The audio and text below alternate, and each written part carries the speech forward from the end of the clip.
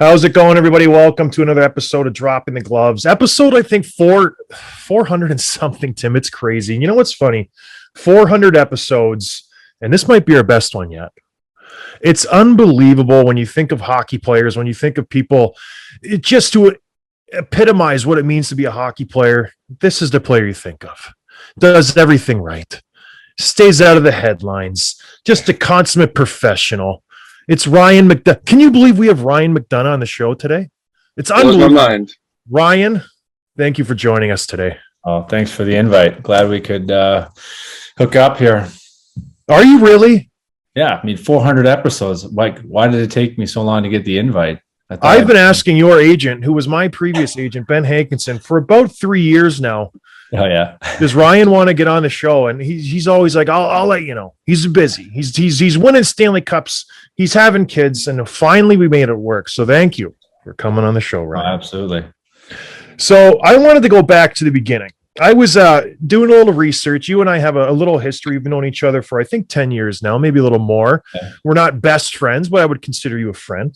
I didn't know that you won a state hockey championships with Creighton-Durham Hall.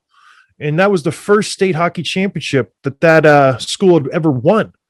That's a pretty amazing fact. You were a junior, right, that year? Yep. You won the state championships. You were named Mr. Hockey the next year, your senior season. Everybody knows Minnesota hockey as like the hair, the flow, the this, the that.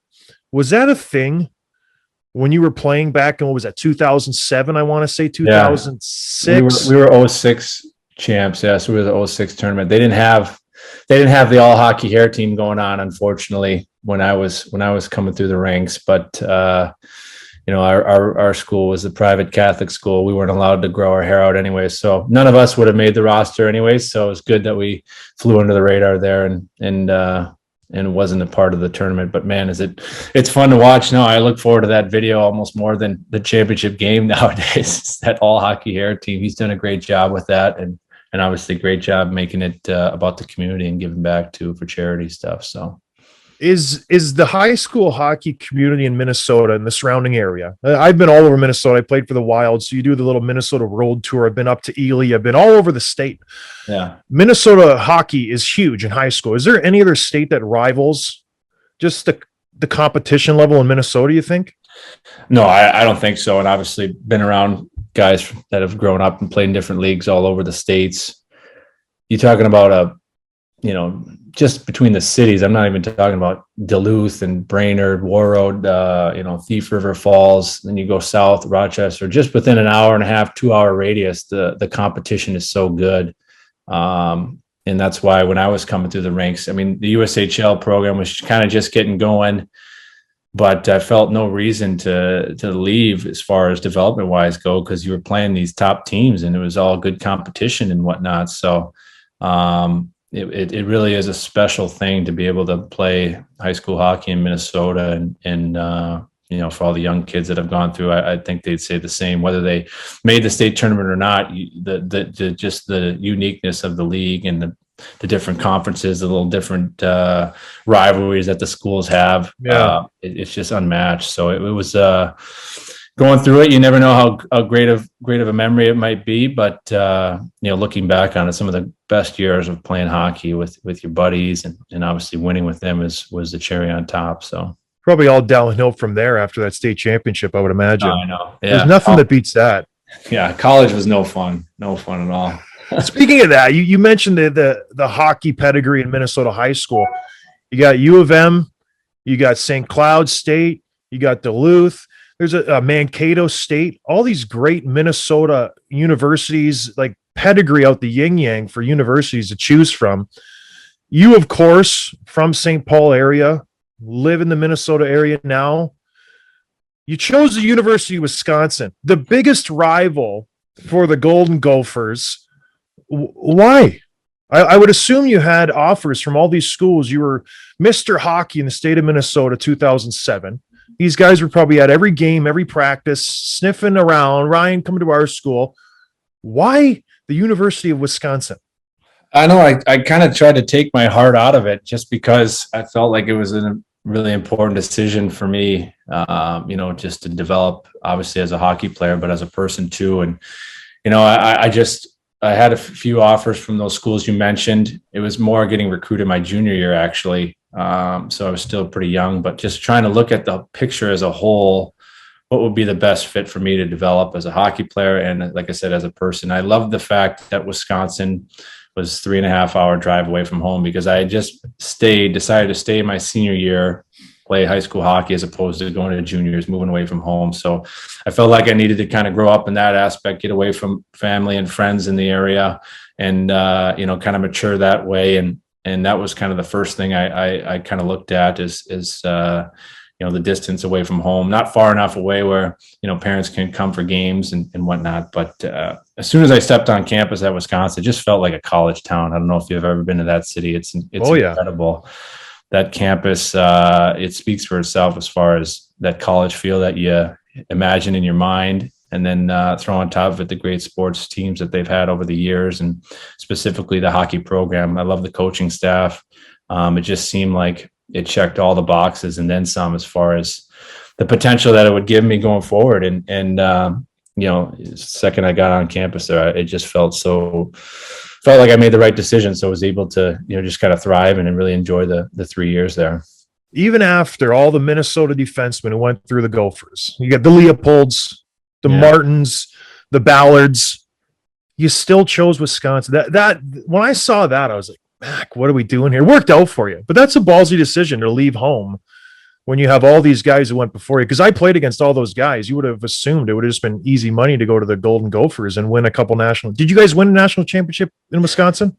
We made it to the finals. We lost to Boston College there my junior year. We had a good squad. We got beat pretty good by BC in the finals, but no, we made a good run. And just to be able to make it to that Frozen Four and make it to the finals was a accomplishment in itself, but couldn't cap it off. But still a great team to be a part of. Could have been the highlight of your hockey career, maybe. Would have been, yeah. Like I said, they talk about being able to win in high school and then give yourself a chance in college would have been really nice, but didn't work out. But like I said, a lot of great players. Could have left my sophomore year. Actually, Montreal, who I was drafted by, wanted me to leave. I wanted to stay because we had a good team, and like I said, college is pretty fun. Might as well try to get one more year of college when you can.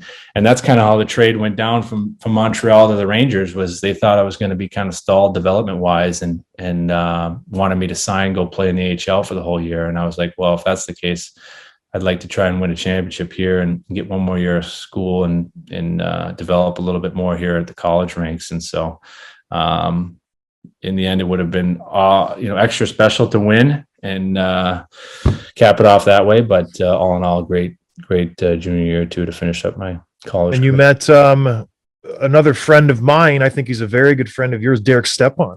You met him in high school. He was a year below me, so we played 2 years together. And yeah, like I said, after my junior year, we had a group of 10 or 11 seniors. That was a great senior class. Obviously, they all graduated. Stepan was a year below me. He signed. In my grade, I had Brendan Smith and Cody Golubev who had signed, and then I was kind of the last one to sign. So the team was kind of a lot of moving parts. So it was timing wise good to go. And like I said, that was a big reason why I wanted to stay for that junior year and go back to try and chase the championship down. Mistake when you look back on it? No, not at all.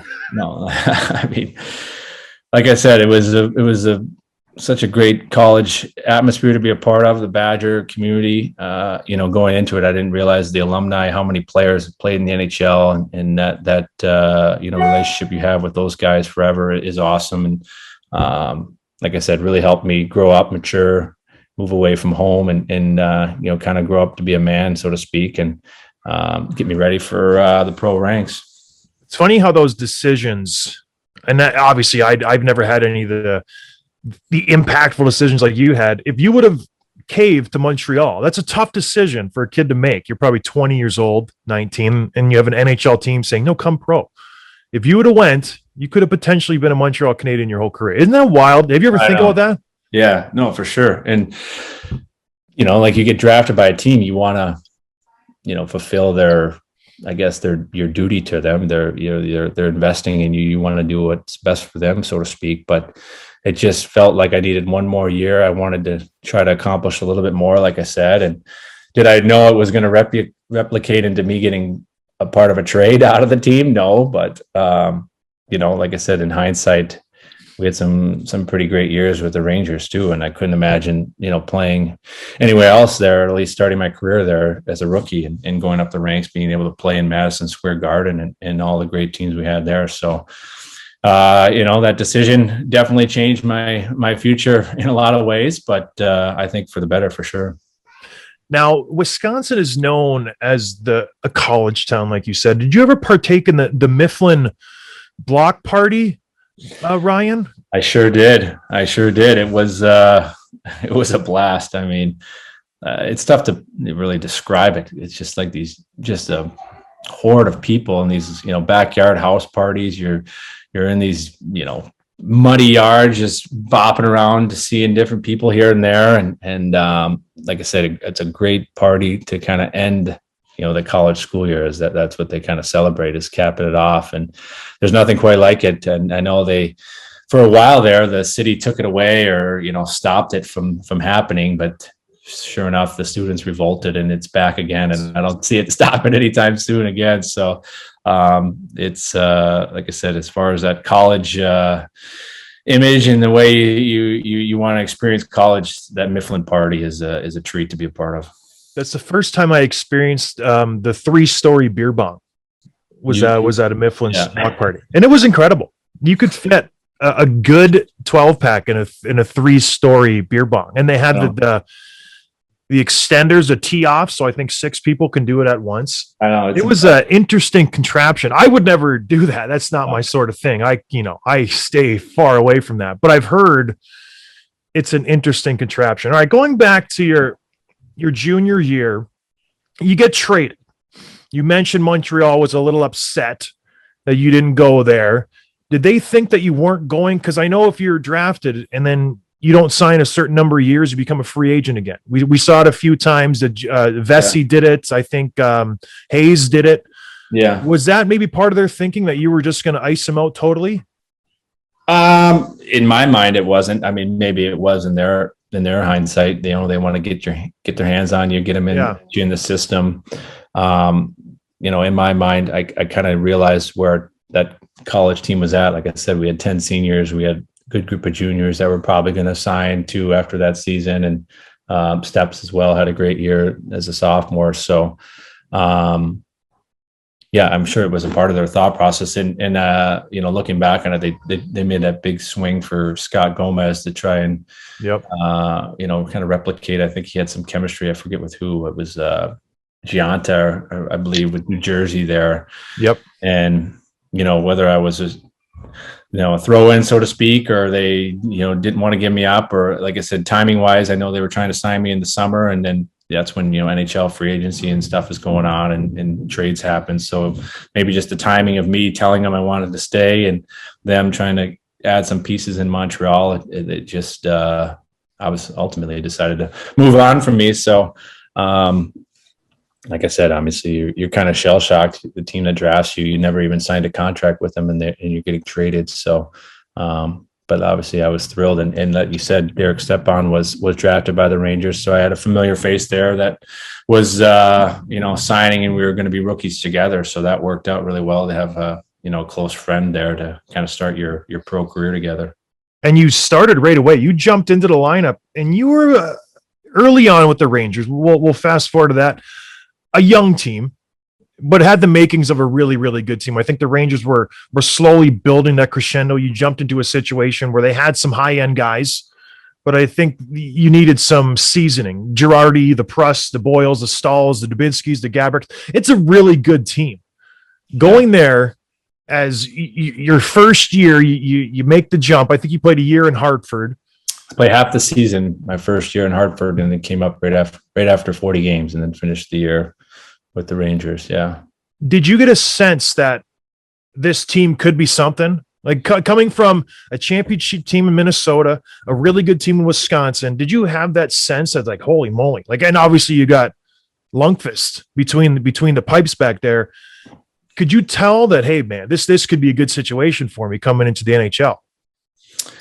Well, I mean, as you know, when you're a rookie, you really don't know what's going on or I look around, I see Marian Gaborik on the team, and here he was. I was watching him with the Wild scoring 40 goals, and now I'm playing with him. It's like, holy cow, it's an eye-opening experience. This is a superstar. And now, he's on the team with you. And like you said, I had great mentors with Girardi and Stahl that were just, playing 25, 30 minutes, complete defensemen, and I'm being able to play alongside them, learn from them.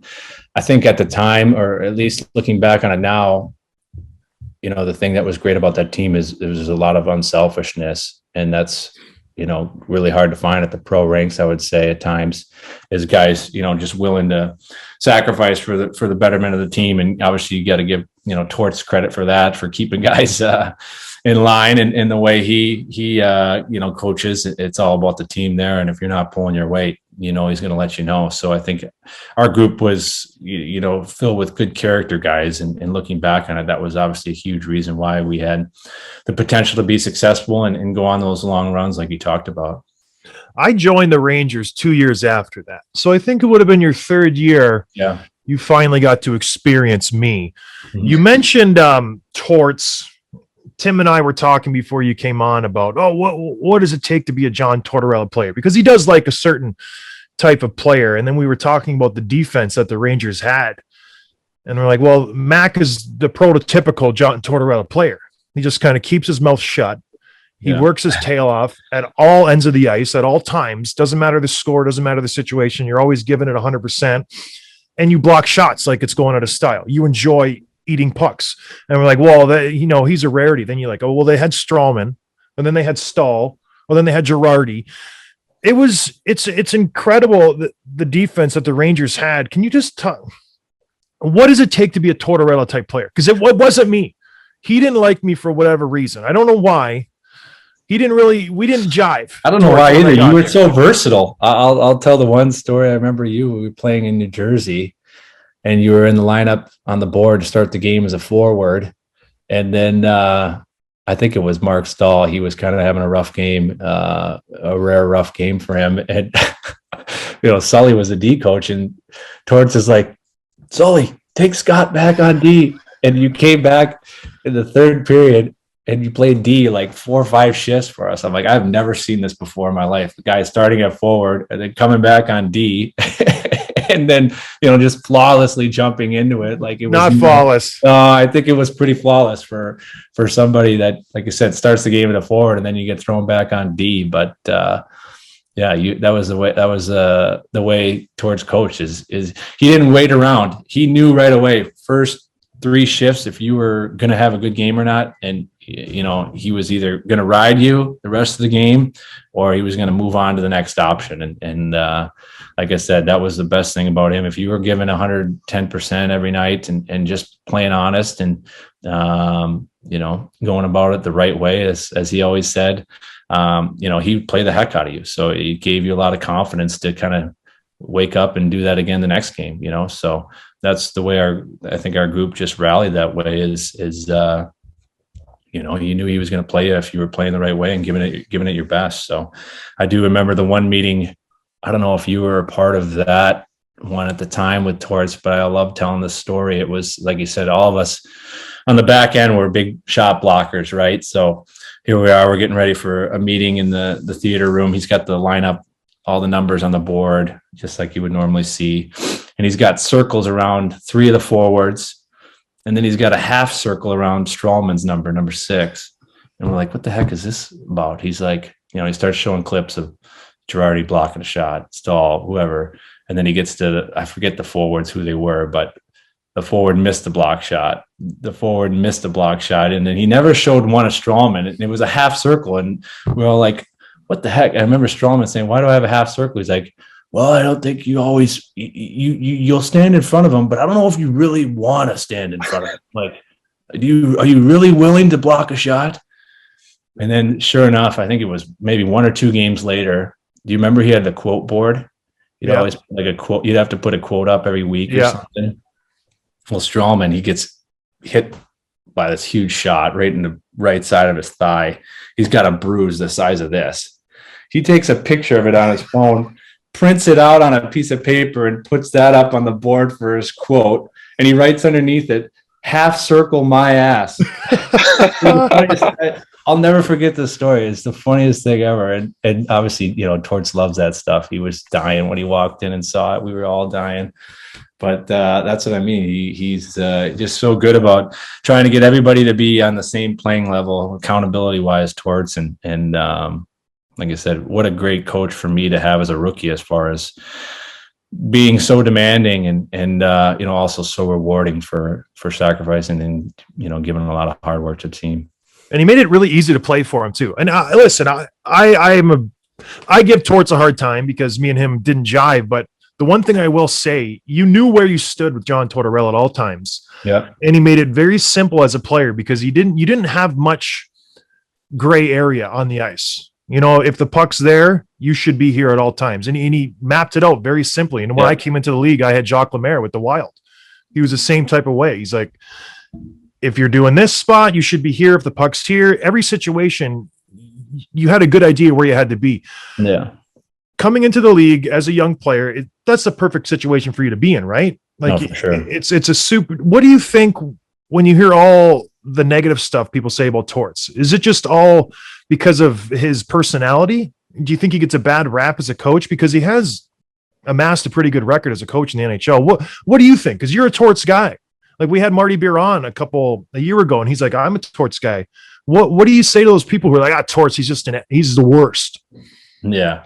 Well, no, I mean, you said you guys kind of butted heads, right, at times. Yeah. And I think that's obviously, every player is not going to, get along with their coach to a degree. And so, he's definitely hard on guys, hard on skilled players that not necessarily, don't want to always play that hard defensive, shot blocking, sacrifice kind of game. But, you still need those guys on your team. And I think that's what, he realized, Torts has probably realized over the years, is that you need a mix of everything. And yeah, certainly you want everybody to buy into, that shot blocking, that sacrifice mentality, but to a degree. And, I'm sure his stern personality in the media to somebody's phone ringing and by accident and stuff, that's just, Torts being the stubborn side of himself at times, I guess. But, like everybody has a coach that they don't always get along with. It's not going to be perfect for every player, but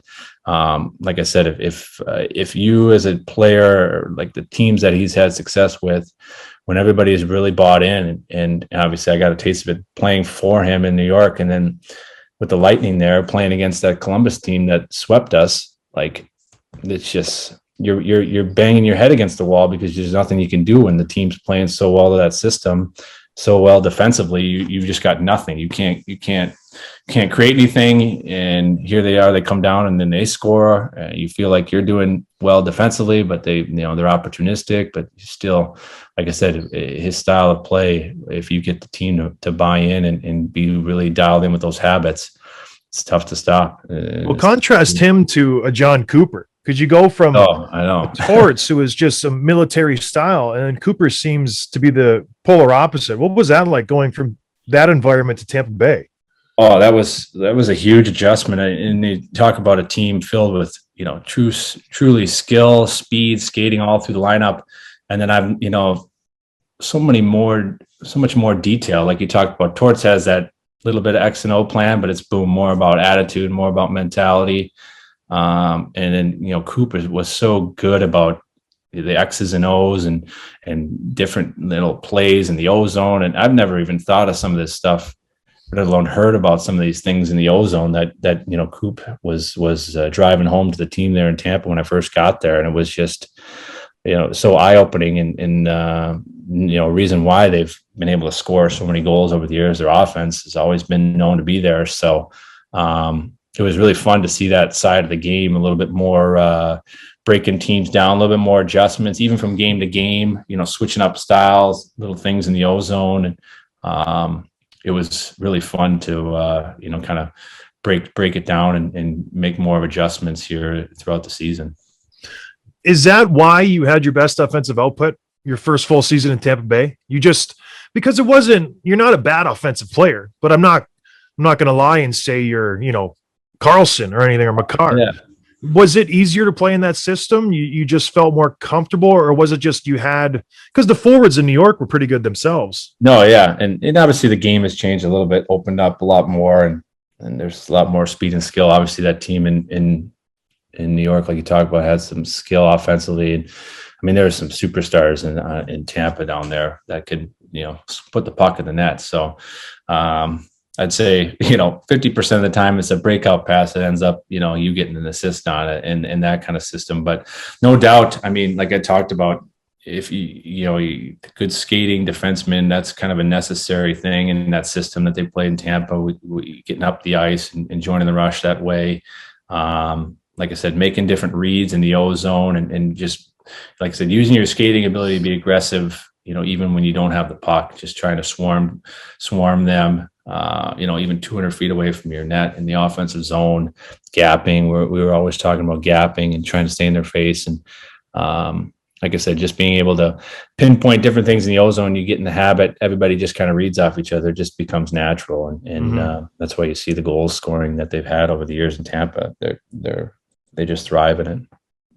So I want to take it back to New York for a minute. In 2015, Ryan Callahan gets traded and you get the captaincy. Can you tell us a little bit about like how that went down and what that conversation was like with the organization? Yeah, I mean, obviously we traded Callie right at the deadline. So then we went on that playoff run, I guess without a true captain, so to speak, but we had some great leaders on the team with Stahl, Girardi, Brad Richards, Marty St. Louis, who we picked up in the trade too. So, right. No doubt we had some great leaders, but yeah, then it was the off season there. And, I was kind of locked in on a 6-year deal. I think I had 5 years left on it still. And, you could have, like I said, gave to so many guys on the team. You had, like you said, Stahl and Girardi, who've been there since day one and a little bit older than me in experience. So I wasn't necessarily expecting to get it. I knew I probably was a candidate as a young player on the team. And, it wasn't, I think the first time I heard about it was just a summer discussion with Vigneault. Vigneault was the coach at the time. And he said, what kind of things, how would you feel about it if you were the captaincy? I said, I'd love it. It'd be a huge honor. And I'd take everything I've learned from these guys on the team and that have been a mentor to me and really don't have to change much. We've got good character on the team. It's a good culture. We want to win. We know what we're trying to accomplish here is to go for that cup. So it was, nothing that drastically would need to be changed as far as the way the locker room felt and whatnot. So I didn't feel like it was too much of a burden or an extra job, so to speak, because we already had such a good group of guys there. It was more or less, the franchise putting a letter on my jersey to, be a part of the leadership group. And like I said, it got to be able to lean on Marty St. Louis and Mark Stahl, Girardi, all these guys, Steps too. And so it was a great leadership group to be a part of. And looking back on it, still learned a ton, even when they did give me the captaincy, about how to handle certain situations, and looking back on it, learn things that, help you today. Probably the highlight of your hockey career, being named captain. You could say it. Oh, for sure. Original 16, a thrill. And it was a huge honor. It was a blast to be in that role, captain of an NHL team. So many highlights, Ryan, so far in this interview. I think we're up to 4 now. It's unbelievable. I'm pretty fortunate, fortunate to be on some good teams and like I said, just great groups of guys everywhere I've been. It's been a blessing thus far and hopefully not finished yet. So yeah, you named captain, everything's good. I think you were the second Rangers defenseman to win like Rangers MVP and this and that since Brian Leetch. It's a big deal. Big deal. You're the talk of the town. You're Ryan McDonagh. And then they trade your behind to the Tampa Bay Lightning in 2008. And they just break down the whole team. They trade you. They trade Miller. Callahan was gone previously. We talked about him. Brian Boyles, Anton Strom. Everybody went to Tampa Bay. Yeah, it's like there was a direct flight. It was just the lines of communication were open between the two GMs. Was that a surprise to you? A, to get traded, and then B, to get traded to Tampa where everybody already was, so you knew. Well, I mean, we were so used to going on these playoff runs and adding guys at the deadline to try and get us, over the hump. I mean, we traded for Keith Yandel, we traded for Rick Nash, we traded for Eric Stahl one year, and here we are. I think we were 2-3 months into the year, and I'm sure you've heard about that letter that they came out with to the fans and said that we basically aren't going to go for it. I think we were only 2 or 3 points out of a playoff spot at the time, so right in the mix there with obviously half the season to go. So as a player, and like I said, we were so used to the Rangers being super competitive and going for it here. That was the part that was shocking, because we still felt like we were a group hungry to want to win and had a lot of pieces to do it, and so to speak. So and then you just, like you said, you start seeing the dominoes fall. The Nash goes, I forget what kind of order it was. Michael Grabner went. Steps had gone in the summer before that season, and so obviously I didn't know where I stood in their plans. Obviously, I was the captain at the time. I didn't know if they were going to want to keep me a part of the next phase of this. You're still young. Retool or whatnot. I remember having a discussion with Gorton, and he was like, we still love you as a captain. We think you're doing a great job here. And he's like, unfortunately, you're a good player on this team, and you're a good asset for us. So he basically didn't tell me then and there that I was getting traded, but it sounded like they were listening. So I knew there was a good possibility. And as it got closer to the deadline, obviously, Hank is hearing things on his phone and talking to different teams, and still, even up until deadline day, I don't think we really knew it was 100% going to go down, but he had a good feeling as it got closer there that something might be in the works. And so I actually had a broken hand at the time of that trade deadline, and the team was flying all the way to Vancouver on deadline day. So here I was, I went and skated on my own with the skills coach in the morning of deadline day, and then went and had lunch up in the cafeteria there, and the whole war room staff is there eating. And then I go back, I'm, watching TSN in the training room by myself. And I'm like, this isn't how I want this to go. If I do get traded, I'd rather find out the news with my wife. We just had our daughter 6 months ago at the time. So I was like, I buzzed home quick. Sure enough, on that drive home, Hank's like, I think you're going to get traded here. And then I walk in the door 10 minutes later, and Gorton calls me and tells me I got traded to Tampa. And I was like, wow, this is nuts. Like it happened so fast, right? You're just kind of shell shocked when you hear the news actually goes down. You start, going through the what ifs, all certain scenarios in your head. How's it going to go down? We got to sell the house, got to move, got to get everybody settled down there quick. But this is mid-season, so I got to go, and the next day they expect me down there, right? So it's kind of pack your bags and leave the wife and the new daughter back behind to handle the house, and I'll try to find something for you, in Tampa when we get settled. So. But I was excited about, the fact Tampa wanted me, because obviously they were a team similar to the Rangers, hadn't won yet, had a, core group of guys that have been there for a while, and had my, D partner for the last 5-6 years, and Dan Girardi there. So I was like, well, perfect. I couldn't be away from him too long. It was only 6 months or whatever. And then here we are back on the same team together. And like you said, a lot of familiar faces from the Rangers that were there with Stroman and whatnot. So it was just a great spot to go to for me, and ultimately, in hindsight, now talking, it's worked out really well with the success we've had there. But what a great spot to raise a family and play at Amalie Arena there too, in front of those fans. Yeah, everybody knows you won 2 cups. You just lost the third one here this year to Colorado, which was a fantastic series. Yeah. What was the difference? I want to know. You've won 2 Stanley Cups. You mentioned going to Tampa Bay, similar situation. Group of guys, been there a long time, hadn't really got over the hump. That was a situation. You were in New York for 8 years, couldn't get over the hump. Yeah. What was the difference between Tampa and New York? Why couldn't we do that in New York? Why did you not win me a Stanley Cup in New York in 2012, 2013? I think the biggest mindset with our group in Tampa was, like I talked about a little bit, we we were offense. We could score. We wanted to score, 4, 5, 6 goals a game. But, it took us some hard lessons to realize, more importantly, how many can you keep out of your net? The attention to detail defensively, making the right reads, staying above, not giving up those odd man looks, not turning the puck over in your own zone. How can you get out of your own zone quick and try to get, to that offensive zone forecheck? But just that mindset alone of,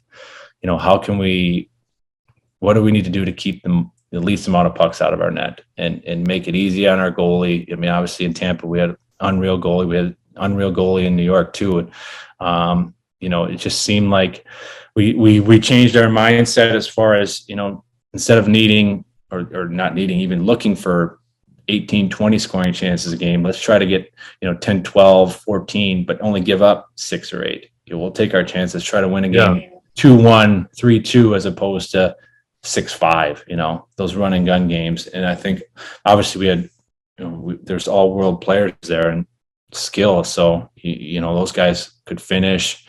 We had, power play that is as lethal as any in the league. And penalty kill took a lot of pride in being, strong there. But as a whole, I think that group, just needed to kind of reset their mind as far as how much of a difference it can make if you buy into the defensive game, as far as, just being patient, not trying to force things offensively, not looking for that perfect play. And you do that over time, over habit. Obviously you learn a hard lesson there, losing to Columbus. And I think our group after that just said, the hell with it. We got to do whatever we can here to just keep the puck out of our net. And you can see it with the guys that we brought in, the Goudreaus and Blake Coleman. I mean, everybody was blocking shots those 2 years that we won in a row. So it was quite a transition to be a part of, and a really special group to ultimately win with.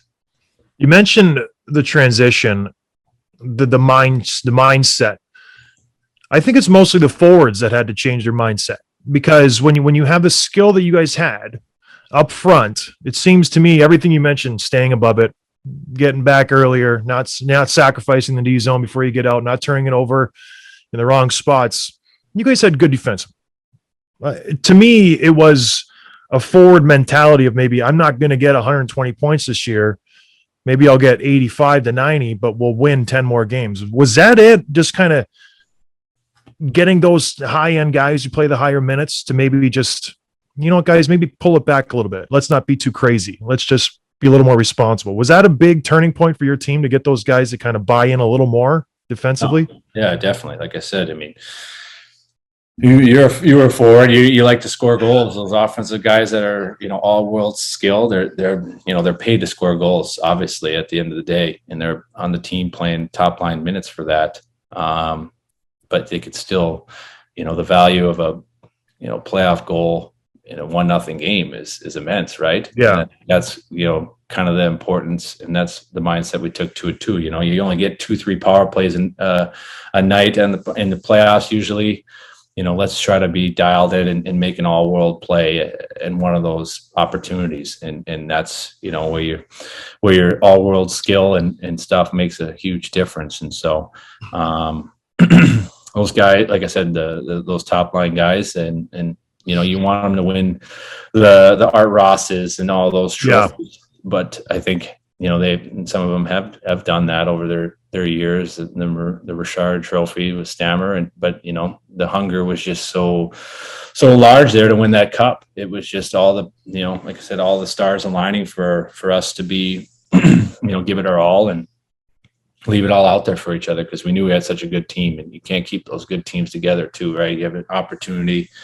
Like I said, your third line was Yanni Gord, Goudreau, and Blake Coleman. So, excuse me, they were just, we knew as a group that if we let this opportunity slip, it might not ever happen again. So yeah. That was a big message too, as we grew into the season and for sure in the playoffs there. I want to ask about every year it seems like you're leading the league in block shots, so you're right up there.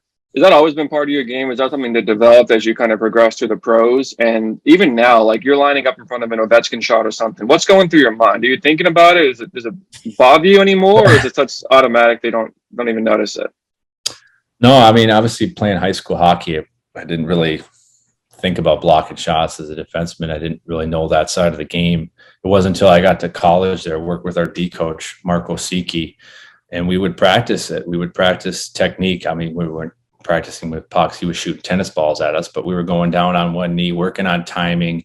You know, he would fake us, sidestep. So you'd go down, you'd have to get up, go down again. You know, so it just became something that we would practice and became a habit. Everybody was working on it, a couple of days a week, because you get to practice Monday through Thursday there. You're working on all sorts of different skills defensively. And it was, like I said, huge looking back on my 3 years there at Wisconsin. That coaching staff was a big reason why I chose them. So I think that's where it started to, become instilled in my game is the college ranks there. And, then you get thrown into the group we had in New York with Torts being the coach and those D-men and that I got to play with. And I think the value, you see the difference it makes. And like I talked about with Tampa, you see the difference in one big block shot can make on the PK. It could be the difference in a game, especially when you're talking about the guys that are shooting it. And that's the part that, ultimately you're willing to do it. It's, it might hurt the Ovechkin shot, but could be the difference between winning and losing and winning a series and, going for a cup. So I think it's become such a, people around the league take more pride in it, which I think is great. Guys like yourself that are talking about it more. It just seems like it's becoming more and more a part of the DNA of winning teams. So for somebody that does it and it's part of their game, part of my job, it feels good that the league is going to it. I'm sure the forwards don't, and no, guys get frustrated when they're teeing it up and they're getting blocked, but it helps you win games. Doesn't always show up on the score sheet. They miss a lot of them too. That's what's frustrating. Goaltenders get pissed. They missed, a save. Us D-men, I get pissed when you miss the blocks because they hurt most of the time and you're not getting credit for them. So it's all fun though. I want to ask one more question too. You've played with a lot of good players over the course of your career, obviously. Who's been your all-time favorite defensive partner besides John? Besides John, no, it'd have to be obviously Dan Girardi. We were played together for almost 6.5, 7 years between the Rangers and then in Tampa there. So, and even like I said, Mark Stahl, never a partner, but on the team for so long. The two of them, just unbelievable mentors, and they could say this is true. When we won in the bubble, they were one of the first two guys that I texted right away. I texted them because of everything that they taught me, and just seeing their sacrifice that they would do to try to help the team win. It just instilled in my game. So both those guys are huge reason why I was able to be a part of a couple of cup winning teams. And unfortunately, I wish I could have won with those guys throughout their careers. Obviously, Mark's still going for it now in Florida. G as a coach in Buffalo. So it's so fun to stay in touch with those guys and see those guys whenever I can, because they mean a lot to me. Do you think Dan coaching Buffalo is the good spot for him to win a Stanley Cup? I mean, Ryan, in the next couple seasons, do you think the Sabres are going to take that next step with Dan as a coach there? I know he's thrilled with the young guys that he gets to work with. He gets Darlene and Powers. So, yeah, he's got some pretty good kids to work with. I mean, he's for a first time or young coach, it's great to see these guys with all world skating skills and be willing to listen to him. So obviously he'd be the first to admit, he probably never had as much skill as those guys, but like I said, he can instill those defensive habits and just make them into the 200-foot all-tool defenseman that teams love to have. So he's doing great things there already, and I don't know how much longer he's going to keep doing it because he's got some young kids that he likes to coach too. But I'm sure they've been thrilled with him in Buffalo too. So they absolutely are. Do you know where you stand all time playoff games played by any chance? No, I don't. All time, I don't know. But you're up there with the greats, Ryan. I was singing about you before this interview. I'm like, man, he seems like he's been in the playoffs forever. You made it every single year you've been in the NHL. You've got 185 playoff games. You're 31st. And I was just looking at the guys in front of you. You go on a couple deep playoff runs. 3-4 more years, you'll be number one in the NHL all time. Isn't that amazing? Isn't that amazing to think about? Ryan McDonagh could be number one all time. You could pass Claude Lemieux, Scott Stevens. The top right now is Chelios Lidstrom. Isn't that crazy? I know, and that's I remember. I think I don't know when it was. Probably somewhere in college or even high school when I started paying attention more to pro hockey because if anybody who knows me know, I watched my NFL uncle play and growing up, and that was my sport. So I obviously played hockey from growing up, but in Minnesota. But once I started to kind of learn more about the NHL, and you started watching the Red Wings on ESPN, you hear. I thought that was always the coolest stat to me was Lindstrom never missed a playoff in his career. And here I am going into my 13th season and made the playoffs every year. And I'd love to be able to, keep that streak going because I think that, speaks volumes to, obviously you're very fortunate to be part of great teams and things have to work out timing wise, but it's definitely something I take a lot of pride in. And certainly, tell my wife that you can only play this game for so long, and the playoffs are why you put in all this work. So it's been, like I said, very, very blessed to be on great teams, and like I said, really looking forward to this new chapter here with Nashville. Again, another team I think that's got a veteran core that's been there for a while and hungry to win, and so am I. So hopefully, I can help them continue to have success and get over the hump. Yeah, we'll let you go right now, but I just want to touch on the trade. Was it a surprise, Ryan? Because to me, I know, listen, Tampa's over the cap by gazillion dollars every year. Breezeball manages to make it work. By the way, was Kucherov really hurt? Just tell us here. Or was that just all a game to get under the cap, and then he came back in the playoffs? Because people, cap subversion, this and that, or was he really hurt? I can honestly say I was working out with him in the gym and he was healthy as an ox. I knew it. He wasn't. He was not healthy on the. He was working out like this was 3-4 weeks before camp had started, and he was like falling over after some squats a couple times, complaining about his hips and his groin. And if anybody who knows Kucherov, he loves to skate like 3-4 hours a day and be in the gym for 30 minutes. And so when he wasn't on the ice, being able to do the things that he likes to do because he's in pain, we knew something was going on. And so he tried to train and rehab through it and make it go away, but it wasn't obviously successful. And it just happened to be because we were on a short summer there. And after all the bubble and whatnot, trying to, figure out his health situation was just kind of chaotic at the way everything was going on. So he had to have that surgery to be able to play and do what he did. It was very ironic that it was a couple of days before the camp and whatnot, but no, he was honestly hurt. He went under the knife, so he wasn't lying. So they say. Yeah. So they say, but we'll never know. All right, one last one. On a scale of 1 to 10, how surprised were you that you got dealt this offseason? Did you feel it coming in after the season?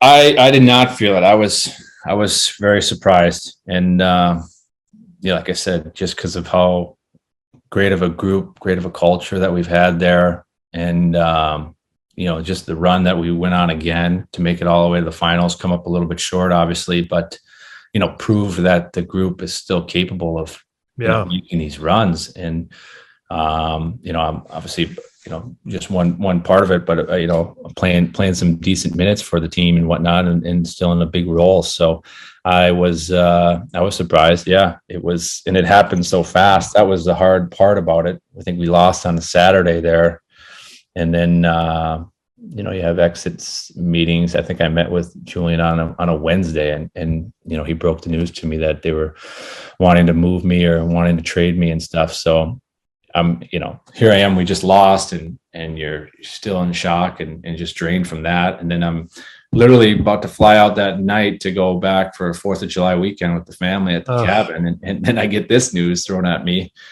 So it was the most unrelaxing 4th of July weekend ever for me. Sitting there waiting for a phone call every hour on the hour to hear what was going on. So, like I said before, I mean, you're going to miss the group of guys most importantly, and that's what's obviously the toughest part. So but like I said, really looking forward to Nashville and building the same relationships with those guys that we had in Tampa. So it's a great city, and like I said, thankful or excited about the team stepping up and wanting to make the trade and fitting me in there with the Preds. So like I said, happened so fast, but now that things are kind of settling down, family and I are getting really excited for Nashville and everything that it has to offer. Yeah, that's a tough conversation with Julian. Another tough conversation is I'm assuming you're going to have or haven't had it yet, or maybe you have had it. Have you told Roman Josi that you're the new captain of the team? That's going to be a difficult conversation because I know you're going to put your imprint on this team. When is that going to happen? That conversation, Ryan? No, I've chatted with Josi on the phone a couple times now, and he's been obviously very welcoming. A handful of guys have reached out, and no, like I said, no doubt. I mean, I'm gonna go over the boards when my name is called, and if a guy wants to ask a question about stuff, I'm there for it. Just like the guys were before me in New York when I was a young player, or even an older player now, and so.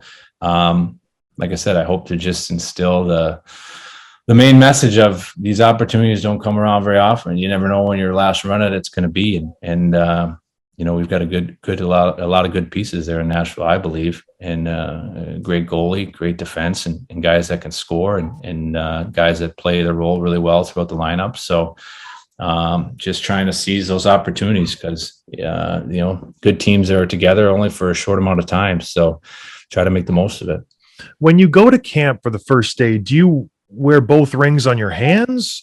Are they around your neck? Do you have them in your locker displayed? Where do you keep them just so everybody knows the magnitude of Ryan McDonagh? Because I know you like to do that.